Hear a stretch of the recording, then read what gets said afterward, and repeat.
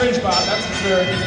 As the sandstorm period ends, we've got 5084 putting up a panel. They slide on over with a cargo. They slide it in, and it's good. Speed doing the same, putting up the Blue Lions with a 20-15 lead. However, they're a bot down as 5697's sitting tight, trying to come alive.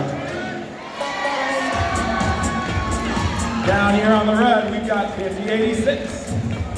Those Cadillac connectors. No! With their beautiful feather duster of doom. Looks like they're going to try and pluck one of those hatch panels out from the feeder station, while their partner 6597, Saginaw Learn to Earn Academy, goes for a cargo. Pursley, Hybrid Hornets put up another hatch panel, good for the goose. Grabbing 2 solid points. Still, the Blue Lions lead 36-25. FridgeBot with the cargo in their hold. They gotta get it in the ship if they want it to ship. They put it in and it's good. Gotta get those good points. You know what I'm saying?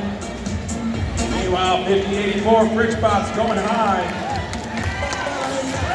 Can they get on level 2 with 30 seconds left? And it's all about the alignment. The camber. 5150 Hybrid Hornets coming down the laneway. They're going to try and push 6597 up. Ooh, but will they do damage to their hand? They both come alive. We got 2 red on top. FridgeBot on level 3, 5697 on the half. Speed on the half.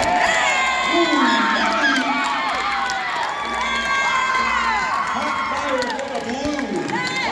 And we got one 54-40. We'll have to wait and see what our official scores are. We've got the Blue Lions winning with a score of 60.